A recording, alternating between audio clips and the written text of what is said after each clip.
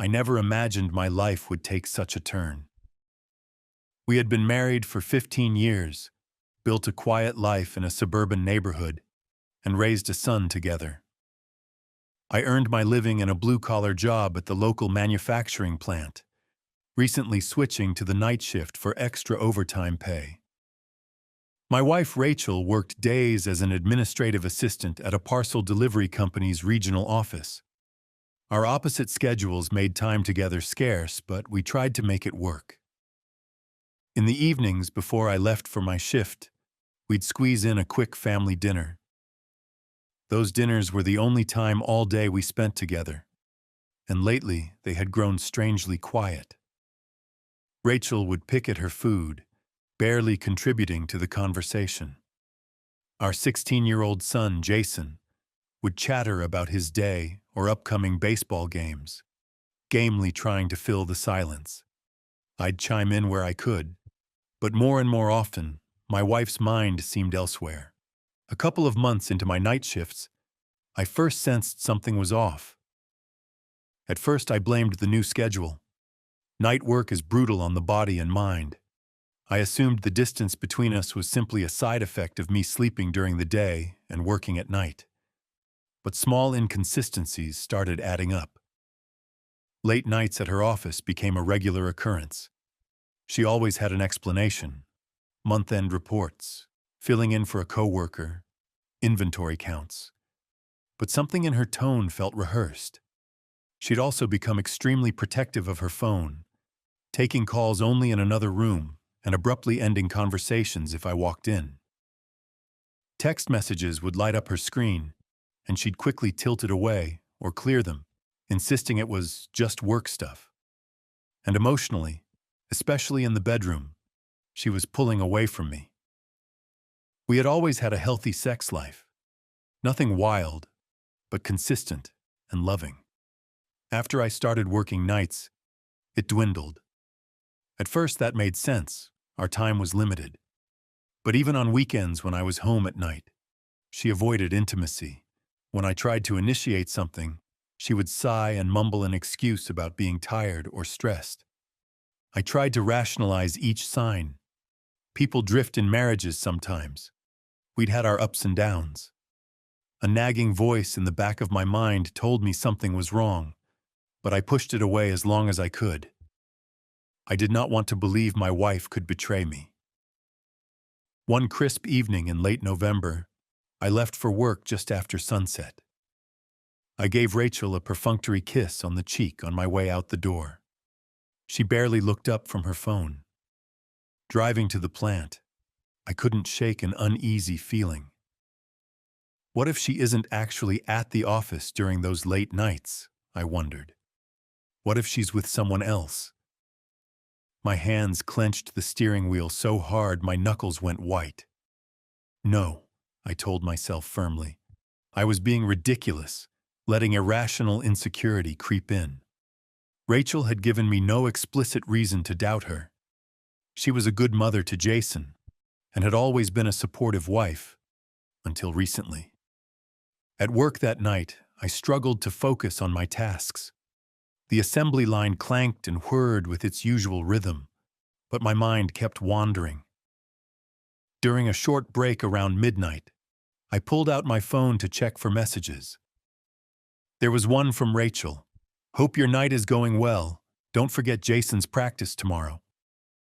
A perfectly normal text on the surface, yet something about it grated on me.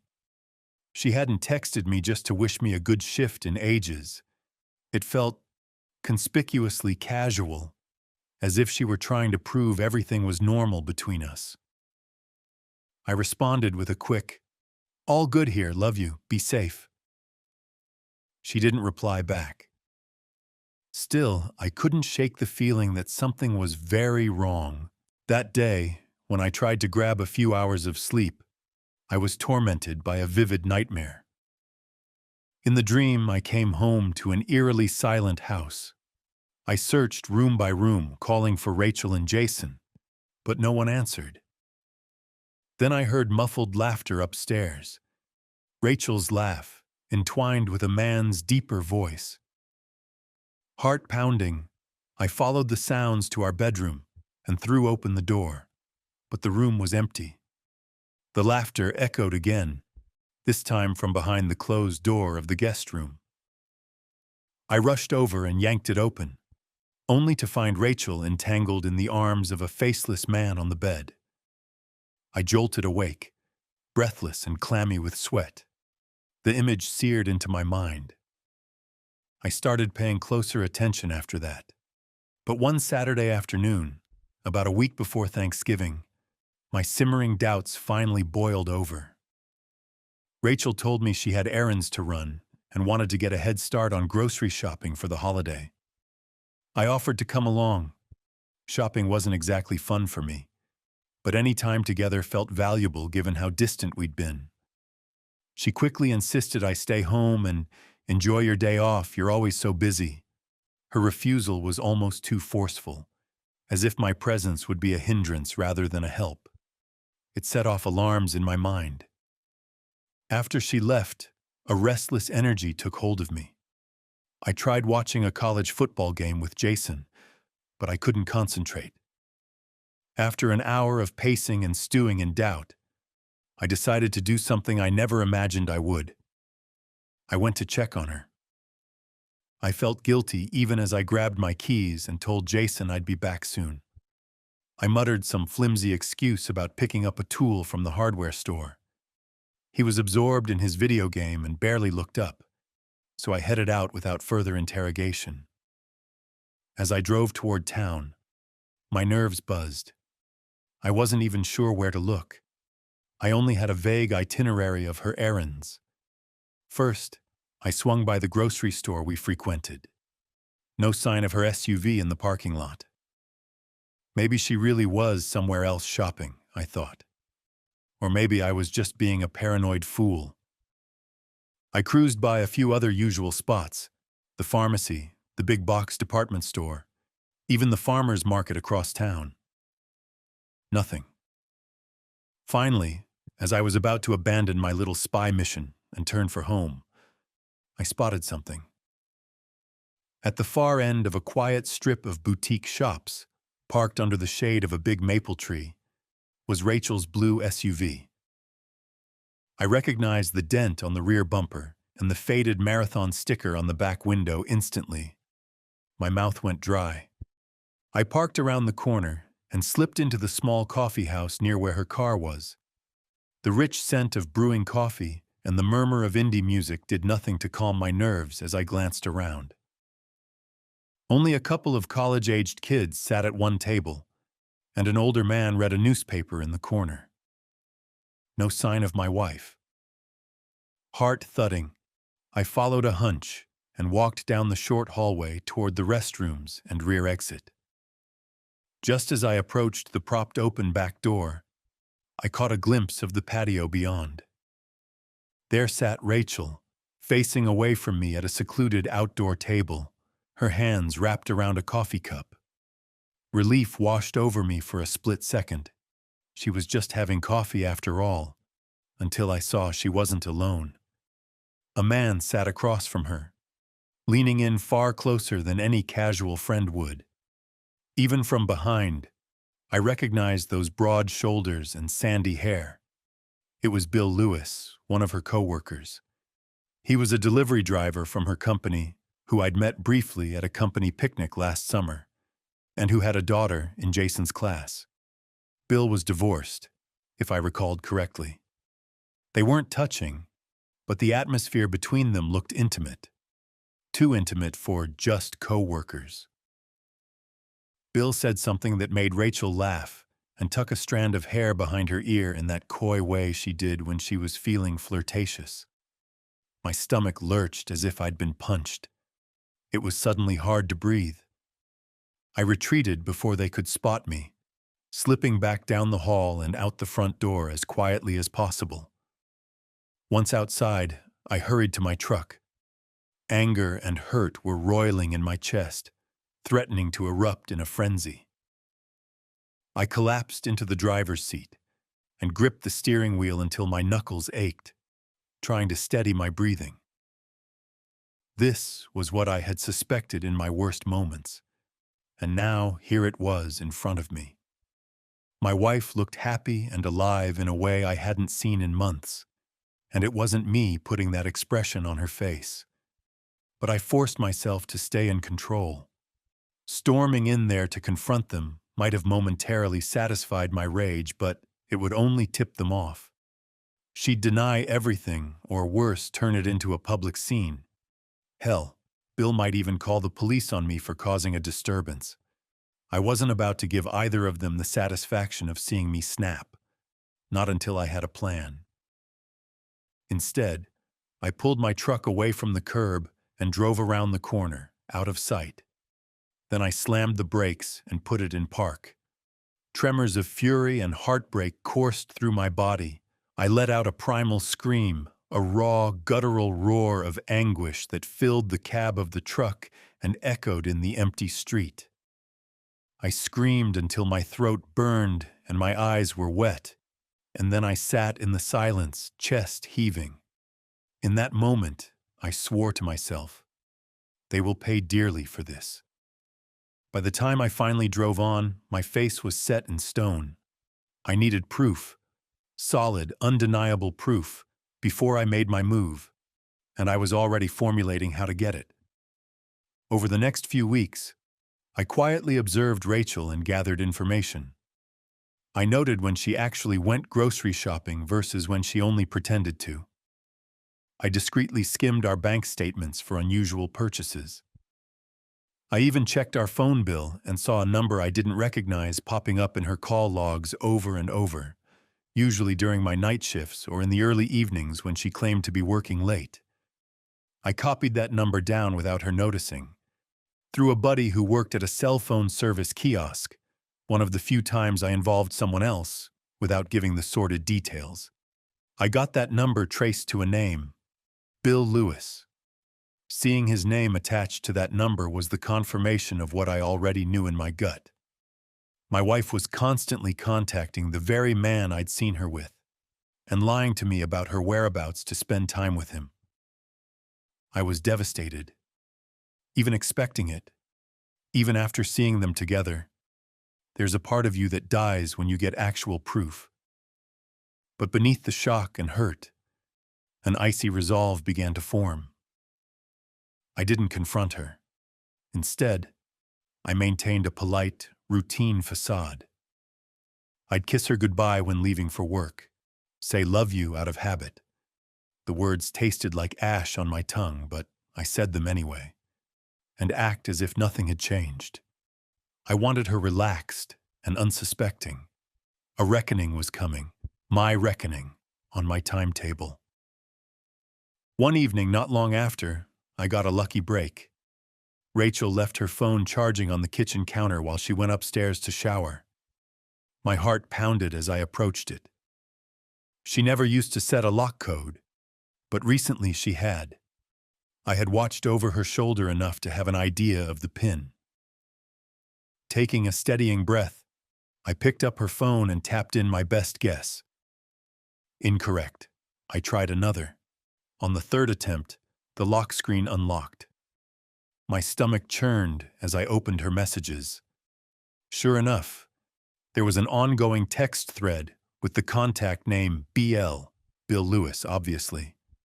What I read made my blood boil. Plans to meet up at his apartment the next evening. Flirty banter about how naughty it was to do it in my house.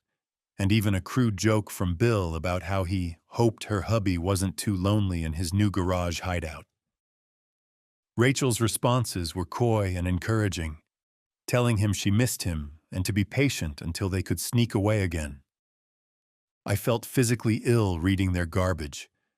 My hands were trembling, but I managed to use my phone to snap photos of the most damning texts. Her telling him, "Last night was amazing, can't stop thinking about you." And him replying, "Next time we'll try it in the kitchen. Your husband doesn't know what he's missing, LOL." The rage pounding in my ears was overwhelming, but I forced myself to carefully set her phone back on the counter exactly as I'd found it. Then I slipped out of the kitchen and back down to the garage just as the water upstairs shut off. She never suspected a thing. A couple of days later, I gathered even more evidence, this time in person. That Friday, Rachel told me she had to work late to do inventory at the office. Instead of heading home after my shift, I parked my car down the street from her office building and waited in the shadows. Sure enough, around 7 p.m. I saw her emerge, only she didn't go to her car. A familiar black sedan pulled up to the curb, and Bill was behind the wheel. She climbed into his passenger seat, and they drove off. Keeping a safe distance, I tailed them across town. They ended up at a quiet apartment complex on the west side, Bill's place, presumably. I idled further down the street and watched from a discreet angle. Under the amber glow of a street lamp, I saw them walk to one of the ground floor units. At the doorstep, Bill glanced around furtively, then leaned in and gave my wife a lingering kiss. Even from 50 yards away, I could recognize Rachel in his arms.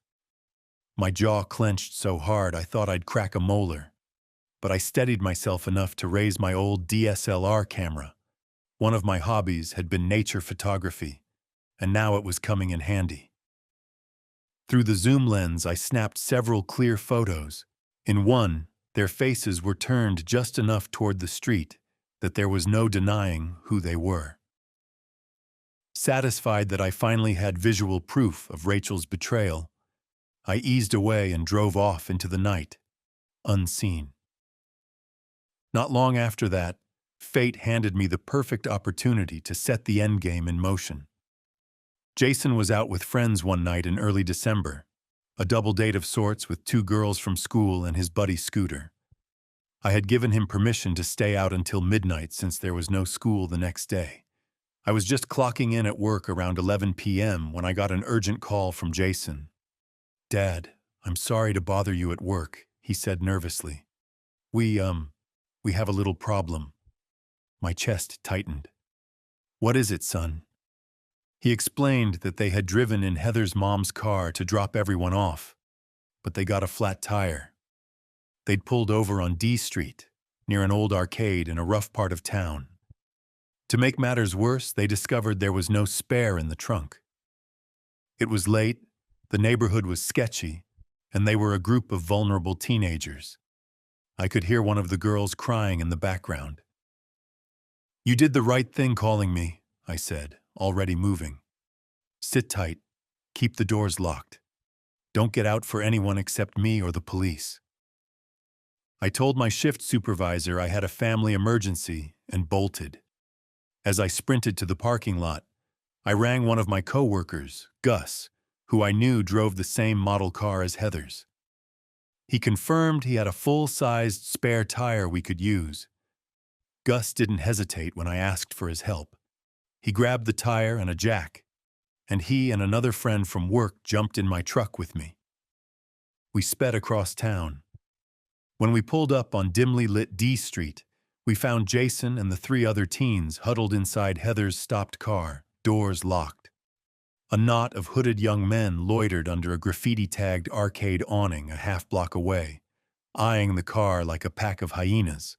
The moment Gus, our other buddy, and I climbed out of my truck with tire irons in hand, those punks sized us up and thought better of causing trouble. They slunk off into the shadows without a word.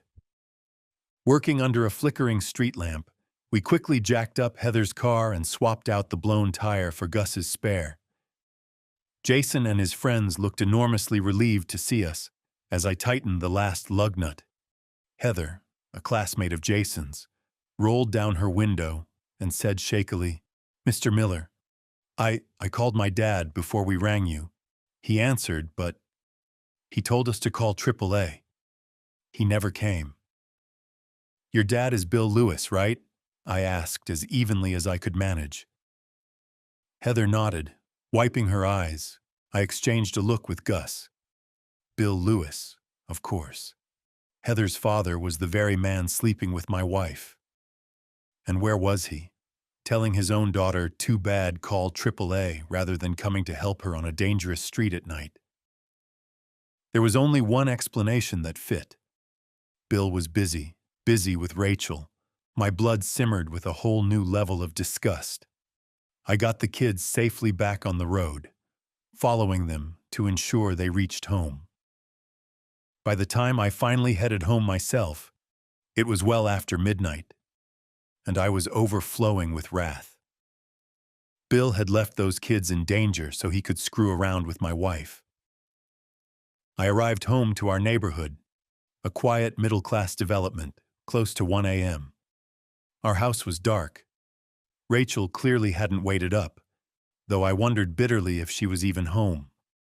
For all I knew, she was still at Bill's apartment and had ignored Heather's call, just as he had. I parked my truck down the street and approached the house carefully. Sure enough, Rachel's car was in the driveway, but I wasn't about to stroll through the front door and announce myself. I crept around back to the side door that led into our attached garage. Slipping inside, I stood for a moment in the darkness, listening. From overhead, I heard a muffled thump, movement on the second floor. My heart began to hammer in my chest. Bill's apartment was across town. If Rachel was home and he wasn't at his, could he be here? In my house? Moving with silent purpose, I climbed up the short ladder that led to the attic crawl space above our master bedroom. I'd been renovating that space into an apartment of my own. I knew every inch. Through a small slotted vent in the attic floor, I had a limited view of our bedroom below. Pressing my eye to the vent slats, I peered down. The soft glow of the bedside lamp illuminated a scene that made my vision go red. My wife, Rachel, was lying on our bed, naked, her head thrown back and eyes closed in pleasure. On top of her, between her spread thighs, was Bill. His bare backside flexed as he moved against her. Rachel let out a throaty moan. "Ah, right there!" A rage as hot as a furnace roared through me. I clenched my teeth so hard my jaw ached. Still, I forced myself to remain absolutely silent and watch, as sick and surreal as it was. I wasn't leaving without the final confirmation of this betrayal, and a searing memory to keep my fury white hot. Below, oblivious to the fact that I was just feet above them in the attic, the two lovers continued. Bill shifted, and I saw my wife's face clearly, flushed, lips parted, completely absorbed in what he was doing to her. He murmured something I couldn't quite catch. Rachel gasped, "Oh God, there's no chance of Mark walking in, he's at work." Bill chuckled, his voice low and dripping with smugness. "See how intense it is when you take a risk? This is a rush, babe. You know I love fucking you here in his bed. Puts me on top of the world." Rachel's eyes flew open, and she actually slapped his shoulder. Don't talk about Mark," she panted. "This isn't about him." Her protest came out weak, undermined by a moan as he thrust harder. He laughed under his breath. "For you, maybe. For me? Hell, it is a competition. Having you in your husband's bed just proves I'm the winner." He punctuated the word with a sharp thrust that made her cry out. "It wouldn't feel so great if Mark caught us," Rachel hissed, a tremor of fear in her voice even amid her arousal. "I shouldn't have let you talk me into doing it here. This was so stupid." Her words dissolved into a guttural groan as Bill silenced her with another eager surge into her. They were both close, I could tell. My hands shook with raw fury and a twisted, unbidden arousal, the physiological result of watching such a scene that made my stomach churn. My face was slick with sweat. Droplets of it fell from my chin onto the pink insulation as I trembled. I nearly retched from the intensity of my emotions, but I did not make a sound. A minute later, Rachel's back arched, and she let out a shuddering groan. her fingernails digging into Bill's shoulders. He gasped and drove himself deep with a final grunt. They both went still, entangled and panting in the afterglow of their adultery. I realized I had bitten down on my hand to stop myself from screaming. I slowly released my teeth from my knuckles. The taste of blood faintly hit my tongue. I'd nearly broken the skin. Below, the lovers shifted.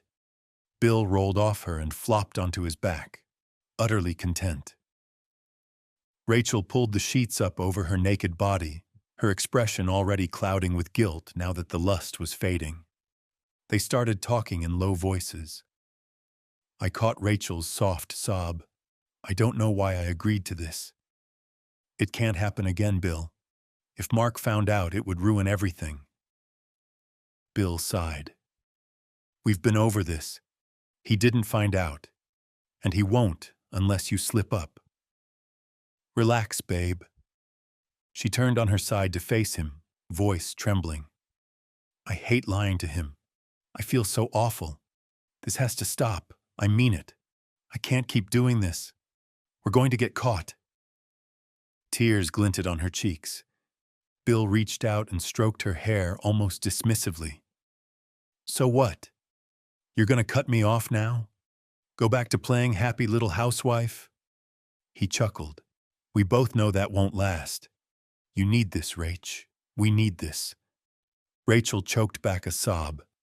She didn't answer him aloud, but her face spoke volumes, anguish, confusion, regret. I had heard enough. Carefully, I eased back from the vent, inch by inch. My entire body was shaking with adrenaline and disgust. Part of me wanted to scream, to crash through the ceiling and rain blows on that bastard until he was bloody and broken. But I held back. This wasn't the time to confront them, not yet. I crept away through the attic and down the ladder into the garage as quietly as I'd come. By some miracle, they never knew I was there. I exited the garage and made my way down the street to my truck. Only when I was safely inside with the doors shut did I allow myself to truly react. I gripped the steering wheel, closed my eyes, and let out a long, shuddering breath. The image of them together was burned into my mind, but oddly, the initial shock was already transforming into something else. A cold, clear determination. The hurt would come later, I knew. But right now, I felt only rage and the dark thrill of knowing I finally had them exactly where I wanted. Later that morning, I stood under a hot shower, washing away the grime of the attic and the stench of betrayal, and let my mind settle. By the time I stepped out, I had made some firm decisions. In the steam of that shower, I found myself actually mourning the marriage I thought I had. We had spent a decade and a half together. I remembered our wedding day, the joy on Rachel's face, the way she used to hug me so tightly when I came home from work. All those memories felt tainted now. Had it all been a lie? I would never really know. But I did know that the woman I had loved and trusted was gone. Perhaps she'd been gone for a long time, and I was just the last to realize it. I wouldn't let Rachel know what I had witnessed. Not yet. Our son had 2 years of high school left, and I refused to blow up his world until he graduated. I also refused to abandon the home I had spent years remodeling with my own hands, just so some cheating coward like Bill could one day make himself comfortable in it. No, I would stay. I would smile when needed, play the doting husband and father in public, and bide my time. My marriage, as far as I was concerned, was over as of that night in the attic. From that moment on, every interaction with Rachel was nothing but theater. I simply no longer cared what she wanted or how she felt. Why should I give a damn about her feelings, since she'd held me in such contempt? I was going to focus on our son and on retribution, plain and simple. Without delay, I set the first part of my plan in motion, finishing the garage apartment as my own living space. The very next morning, I contacted a contractor I knew, and by noon, I had hired a crew to get the apartment completed. Insulation, drywall, plumbing, the works. Money was no object now. I didn't care what it cost. I wanted it done fast and done right.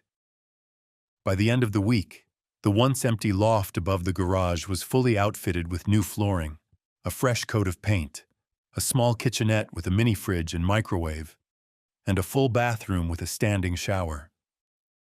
I furnished it with a king-size bed, a small sofa, a table and 2 chairs, and a television. It was a comfortable little studio, my space. I even stocked the mini fridge with my favorite beers and mounted my spare flat-screen TV on the wall. In a matter of days, I had a private haven for myself right here on my own property, just a few yards away from the main house. Rachel was stunned when she came home from work midweek to find contractors bustling around the garage. One evening, as the crew was wrapping up final touches, she cornered me in the driveway, eyes wide with worry. "What is all this?"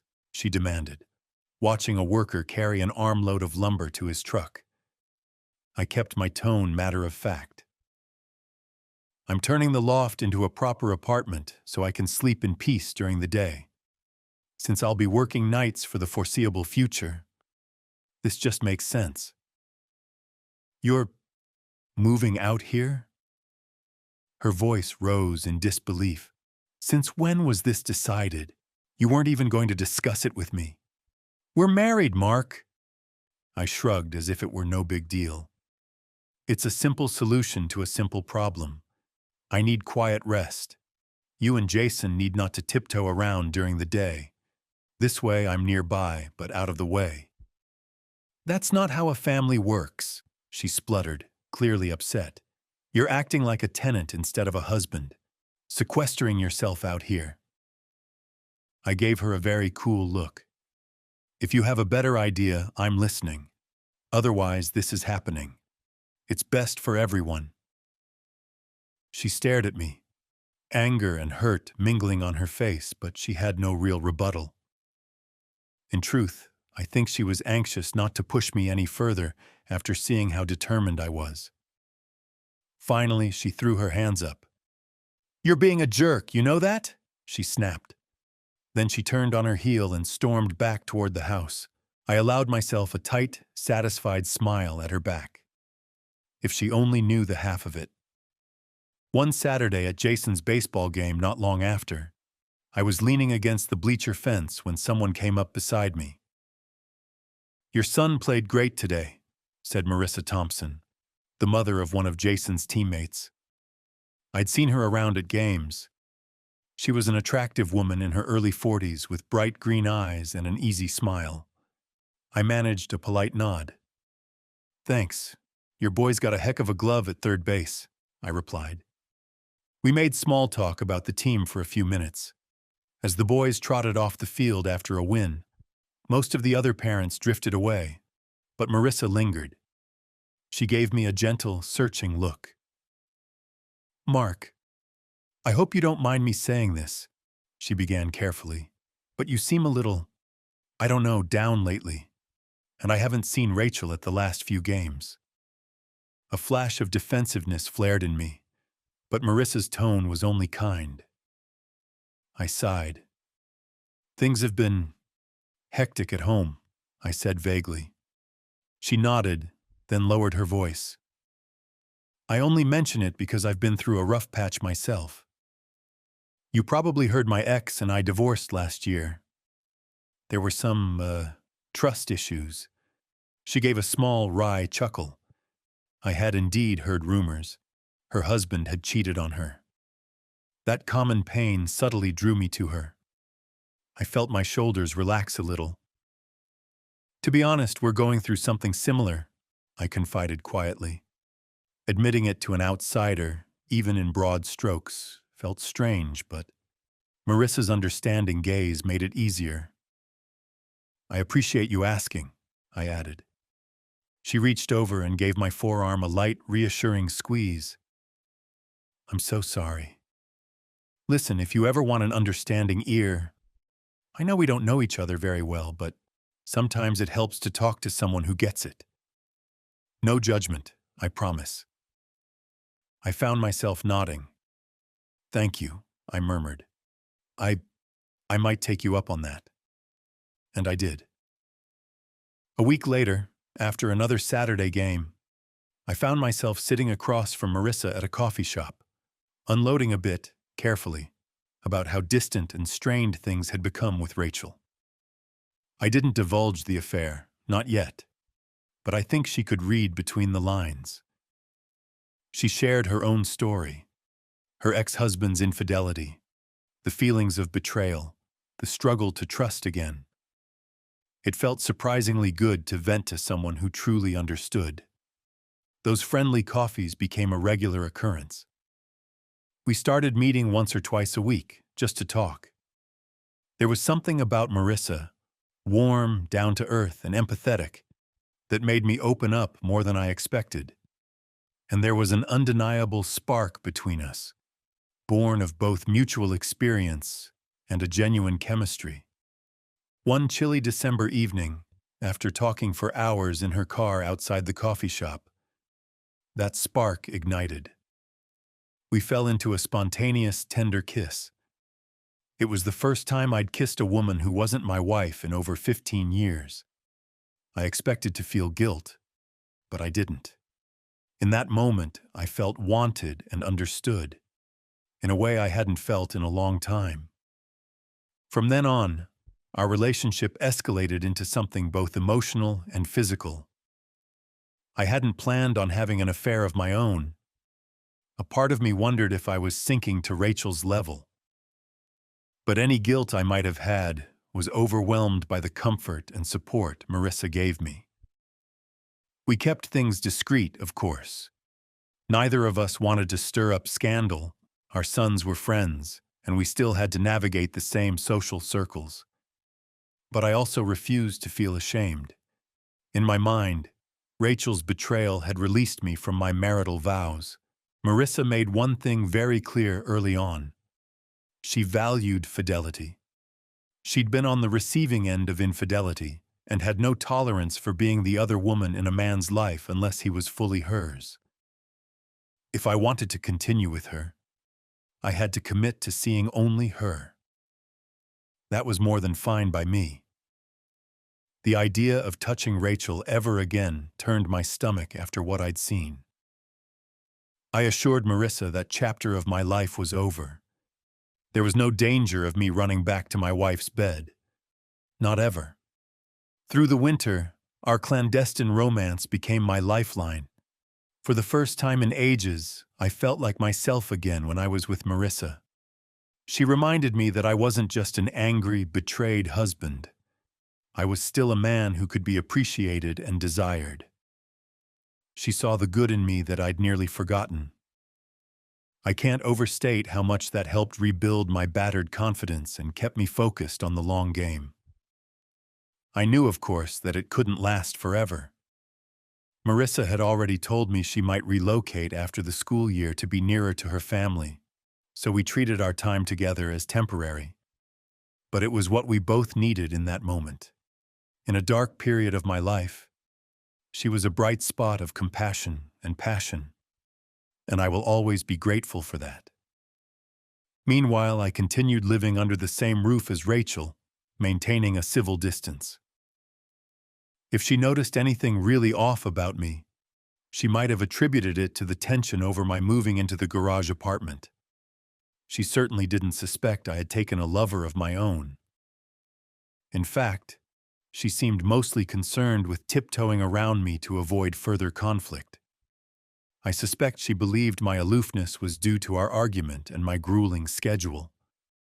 In any case, by early spring, things were about to reach a breaking point, on my terms. It happened on a Saturday morning in early April. I was in my garage apartment with Marissa. She had come over to bring me breakfast and cheer me up after my Friday night shift. And one thing led to another. We ended up tangled in my bed, the windows fogged from our exertions. I had my arms around her, both of us dozing pleasantly, when I heard the creak of the steps leading up to the loft. My door swung open without warning. There stood Rachel, jaw dangling in shock. For a long, electric moment, none of us moved. Rachel's eyes darted from my shirtless form on the bed to Marissa, who was scrambling to cover herself with the sheet. My work shirt from the night before draped over her shoulders. My wife's face went from ghostly white to blotchy red in a matter of seconds. You've got to be kidding me," Rachel finally breathed. "What the hell is this?" Her voice was high and thready with disbelief. I will admit, I felt a stab of satisfaction at turning the tables. I sat up slowly, my arm casually draped across Marissa under the sheet. "This," I said, my voice steady, "is exactly what it looks like." Rachel's lip trembled. She took one shaky step into the apartment, then stopped. She was still wearing her bathrobe and slippers. She must have come looking for me in the house, discovered I wasn't there, and thought to check the garage. Now her worst fear was confirmed. "How could you?" she whispered, eyes welling with tears. "In our own home, Mark. How could you do this to me?" Before I could respond, Marissa coolly cleared her throat. She was far calmer than either of us. "I'm sorry. Who are you to ask him that question?" she said, voice dripping with irony. Rachel's attention snapped to this stranger in my bed. "Excuse me?" she sputtered. Marissa climbed out of the bed, unashamed in my oversized shirt. She crossed her arms and looked my wife up and down. "You heard me. You're his wife, right? The one who's been screwing some other man behind his back for over a year?" Rachel recoiled, as if slapped. "Mark, you told her?" Her wide, panicked eyes swung to me. I swung my legs over the side of the bed and rose, pulling on my jeans calmly. "Oh, I didn't have to tell her. She guessed. I told her only what I thought of it." I leveled a hard look at my wife. "Yes, Rachel, I know everything. I've known for months." She gaped at me, her hands pressed to her mouth. "Oh my God. Oh my God, Mark." Marissa cut in mercilessly. "I think the appropriate response is sorry, not oh my God. Or better yet, maybe you don't get to demand any explanations here." She stepped toward Rachel slightly, chin raised. "You gave up your right to play the wounded wife the minute you spread your legs for Bill." Rachel's cheeks flushed a deep crimson. "You have no right to talk to me like that," she snapped at Marissa, anger momentarily overcoming her shame. "This is between me and my husband. You need to leave." Marissa actually laughed. "Honey, I'm not going anywhere. Mark and I are enjoying each other's company, temporarily, much like you and Shithead were doing, I imagine." She tilted her head mockingly. "The difference is, we have no secrets. He owes you nothing at this point." "Stop," I interjected firmly. I moved between them, facing Rachel. My wife, if I could even call her that now, was shaking, her eyes brimming with tears of rage and remorse. Seeing her like that might once have evoked pity in me. Not now. Now I just felt a grim fulfillment. "She's right," I told Rachel quietly. "You forfeited any claim over me when you decided to cheat." Tears spilled down Rachel's cheeks. "Mark," she whispered, voice breaking. I am so sorry.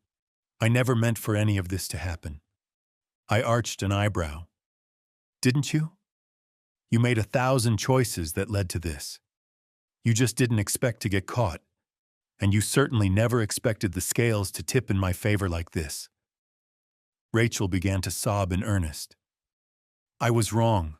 I was stupid and selfish and terrible, I know.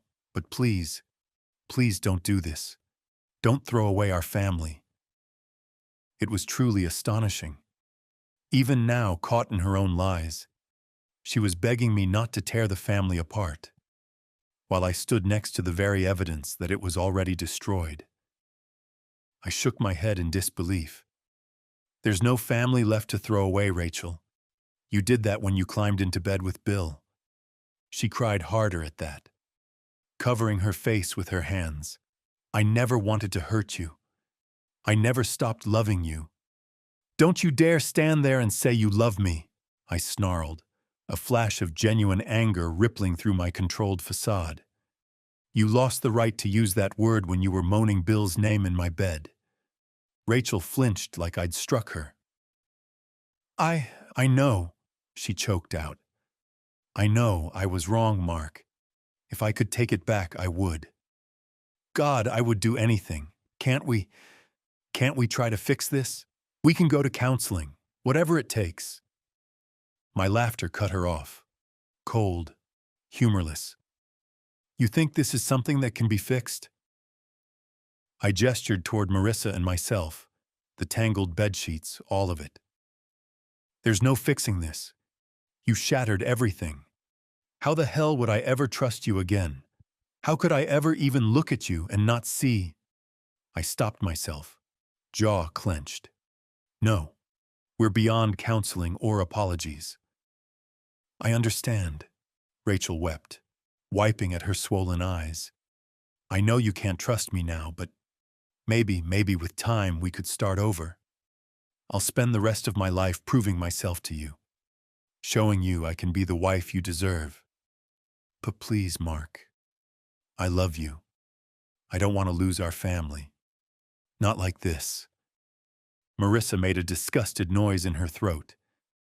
You sure didn't act like a wife who cared about her family when you were off screwing around with Loverboy. She walked right up to Rachel and looked her in the eye. And you know what else? You'd better get yourself tested, sweetie. Who knows what nasty little souvenirs your buddy Bill might have left you with. Rachel's face drained of color at that crude suggestion. She wrapped her robe tightly around herself as if the words had physically struck her. What? She stammered. You heard me, Marissa said. You think guys like Bill keep it in their pants with just one married woman? He could have a few more side chicks. God knows what kind of crap you could have picked up hopping into bed with him. Rachel looked mortified, breaking into fresh tears. Even I had to admit Marissa's savagery was hard to watch. But part of me wanted Rachel to hurt as much as I had. And those words clearly hit their mark. My wife's tear-streaked face twisted in humiliation and alarm as she likely considered for the first time the potential physical ramifications of her affair. I stepped forward, gently touching Marissa's arm. That's enough, I said softly. She had spoken my own thoughts aloud, but I didn't want this to devolve further. Marissa pressed her lips together, then nodded and stepped back, standing by supportively, but letting me handle it from here. Rachel looked at me with red, pleading eyes. What happens now? She asked in a small voice. I took a breath, feeling an unexpected sense of calm clarity. Now we carry on with appearances until Jason graduates. I won't have his life blown up before he finishes school. We'll continue living in the same house and we'll be civil for his sake. But you and I met her gaze unflinchingly, are done. Once he has that diploma in hand, I'm filing for divorce immediately. She nodded miserably, fresh tears falling. I could see the despair in her expression. She knew she had truly lost me. I won't fight you, she whispered. I deserve this. A heavy silence hung in the air. I realized I felt nothing, no sympathy, no triumph, just a grim sense of resolution. Good, I replied, my voice flat. Rachel looked over at Marissa, who stood at my side, and a flash of bitterness crossed her face through the tears. So, you're going to stay with her then? She asked. A faint accusatory tone still clinging to her words, Marissa answered for me, her tone matter of fact. "I'm not Mark's long-term plan," she said. "I'll be around for a while, long enough to ensure he'll never crawl back to you, and then I'll be on my way. I was given that right by you, as I said. You're the one who released him from his marriage vows, not me." Rachel opened her mouth as if to retort, but no words came. Finally, she just broke down, shoulders shaking as quiet sobs racked her. I watched impassively. Perhaps years ago, the sight of my wife in such agony would have torn at my heart. But now I felt strangely detached. "I'm so sorry," she kept murmuring, almost incoherently through her crying. "I'm sorry, Mark." "I know," I said. And I did know. She was truly sorry. Now, when it was far too late. "But sorry doesn't fix this, Rachel." She looked up at me one last time, eyes overflowing with regret and heartbreak. Then, without another word, she turned and fled the apartment, stumbling down the steps. I heard her muffled sobs trailing off as she hurried back toward the house. Marissa exhaled, breaking the tense silence. "Well," she said, "that went about as well as it could have, all things considered." She rubbed my back gently. "You okay?" I realized I was trembling ever so slightly. I released a breath I hadn't realized I was holding. "Yeah," I replied quietly. "I actually am." After that explosive morning, a semblance of routine returned, if only on the surface. Rachel and I continued to coexist under the same roof, her in the main house, me mostly in the garage apartment, through the remainder of Jason's junior and senior years of high school. As promised, we kept things civil for our son. In fact, if anything, we were polite to a fault. We still attended Jason's baseball games, sometimes together, standing side by side and clapping, as if nothing had changed. We sat together at his junior year awards banquet and made joint small talk with other parents, all while barely speaking to each other unless absolutely necessary. To the outside world, we might have passed as a couple going through a minor rough patch, but nothing drastic. Inside the house, we moved like distant roommates. I officially slept in my garage apartment every night. We coordinated schedules for Jason's school events by text or terse kitchen table conversations, and we never mentioned the affair or the confrontation that had laid everything bare. She knew I was counting down the days until our son's graduation, and the moment I would finally be free of her. To Rachel's credit, she honored my terms. She didn't beg or plead after that day. I suspect her shame kept her in line. She focused on being as good a mom as possible to Jason in those remaining months. I often saw her hovering near him, asking about his day or trying to do favors for him. He, in turn, was polite but somewhat distant with her. I think, even though we hadn't told him the truth yet, he sensed enough to know she was the cause of the fracture. Soon enough, senior year rolled around, and Jason was preparing to graduate. By then, Marissa had indeed moved on. She left town for a new job out west just after Christmas of Jason's final year. We parted on wonderful terms, with a long, grateful hug and promises to keep in touch. I can't say enough about what she did for me. Marissa had been my rock during the hardest time of my life. When she left, I felt a pang of sadness, but I was also genuinely happy for her new beginning. In a way, she'd helped me reach mine as well. Finally, the day came. Jason graduated high school with honors.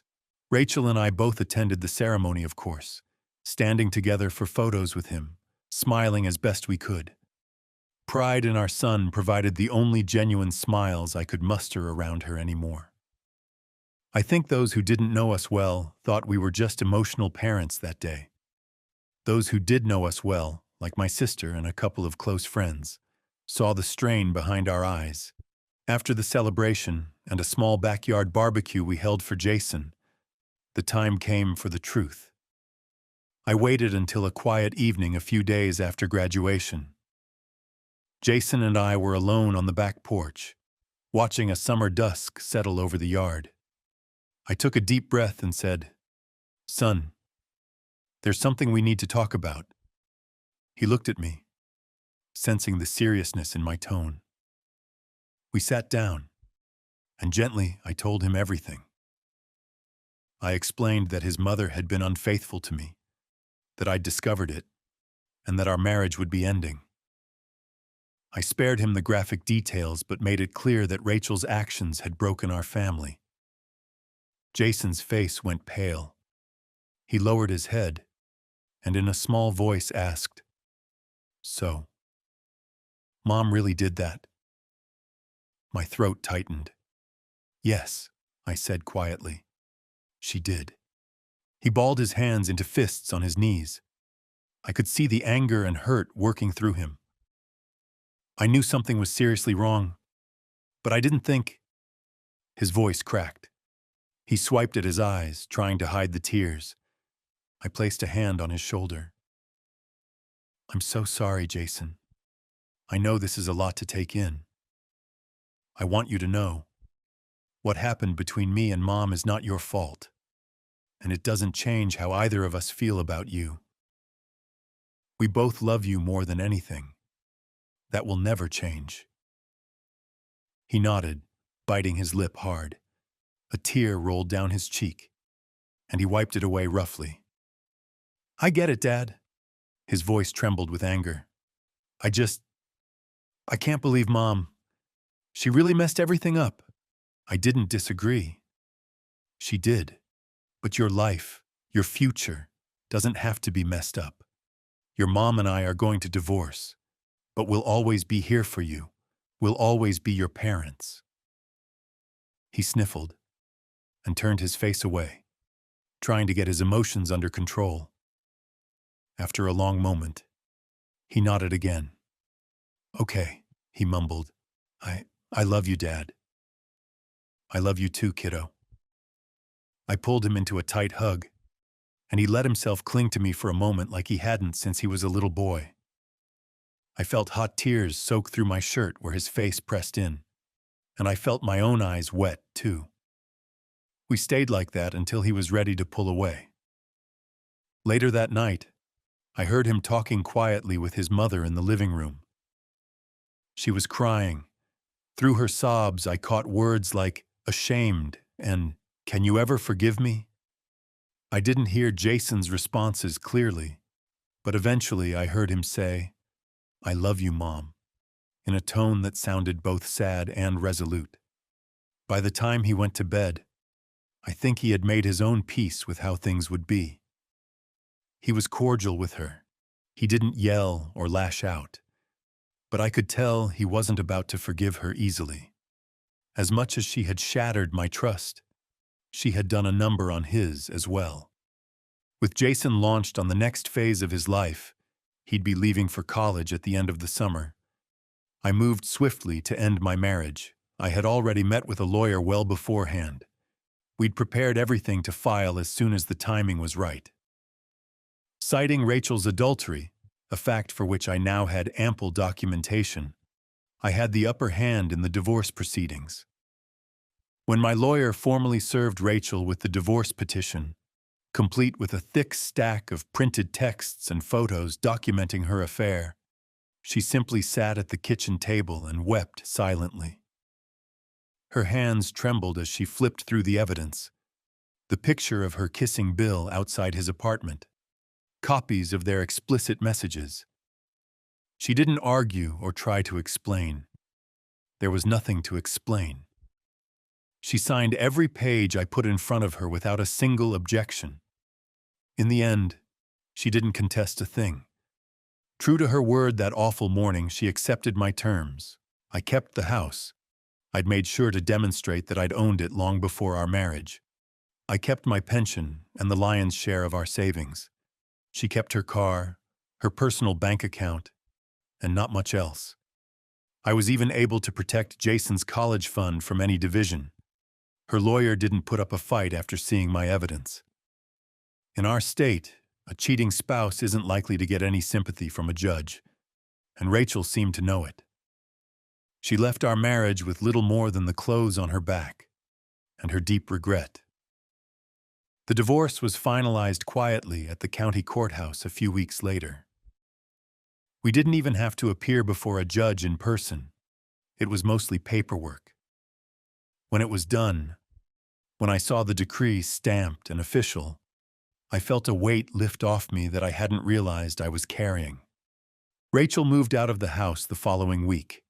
She found a modest two-bedroom apartment across town, mainly to have a place for Jason to visit on breaks, I think. I watched without emotion as she loaded the last of her boxes into her SUV. She paused before she got in, looking back at me standing in the doorway of my house. "I truly am sorry, Mark," she said softly, tears in her eyes. I nodded once. "I know." She stared a moment longer, perhaps hoping for more. I had nothing else to give. With a forlorn little wave, she got in her car and drove off, heading to her new life of self-inflicted exile. I stood there on the porch for a while, even after her car disappeared, just breathing the evening air.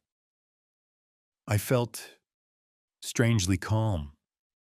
The fallout of her and Bill's actions wasn't limited to our family, of course. They both paid steep prices. Word of their affair had quietly made the rounds. These things have a way of coming out. Not long after our confrontation, management at their company learned, through an anonymous tip perhaps, that Bill had been disappearing during shifts and engaging in, shall we say, personal activities on company time. He was summarily fired for misconduct. He also faced the ire of his own family. His ex-wife, Heather's mom, was livid when she learned that on the night their daughter was stranded on D Street, Bill had ignored her call to romp with his married mistress. I heard through the grapevine that she went back to court to restrict his visitation further.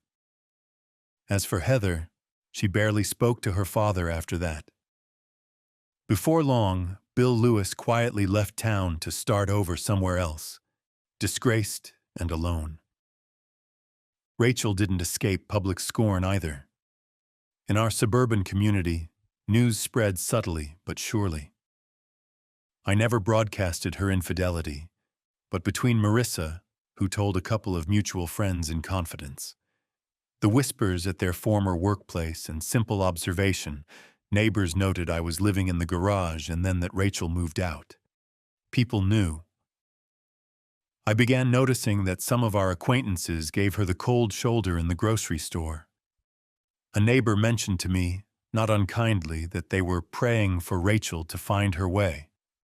Even her own parents were devastated by what she'd done. Though they didn't disown her, I could tell when I dropped Jason off with them that her father could barely look her in the eye. She lost not just her marriage, but her reputation and much of the trust and respect she'd enjoyed in the community. Those were the social consequences of her choices. And me? I emerged from it all bruised but not broken, victorious in every way that counted. I kept my home, my finances, and most importantly, the love and respect of my son. I orchestrated a careful, patient revenge and watched it unfold exactly as I planned. It was a cold kind of satisfaction, not a joyous feeling, but a deeply reassuring one. I had stood up for myself and protected what mattered. One warm summer evening after the dust settled, I sat out on the back deck of my house, the house that was now solely mine. The sunset sky was painted in hues of gold and pink, and cicadas hummed softly in the trees. I sipped a cold beer and watched darkness gently fall in peaceful silence. There was a calm in my chest I hadn't felt in a long, long time. I realized I wasn't angry anymore. I wasn't bitter. I was free. I don't think of those months of deception and planning as time lost. They taught me a great deal about myself and about the importance of trust. I did my best to shield Jason from the worst of it, and I think I succeeded. One day, I might even open myself up to love again. I haven't written off the possibility, but I know I'll carry the hard lessons of this experience with me forever. As the last light of dusk faded, I breathed in the warm air and allowed myself a small, genuine smile. I don't feel triumph about how things ended. I mean, it's sad that it came to this, but I do feel a deep sense of justice and self-respect. Rachel set fire to the life we had, but I made sure I controlled the burn. And from the ashes, I was already rebuilding a new life on my terms. I stood up, stretched, and headed inside, closing the door on that chapter of my life for good.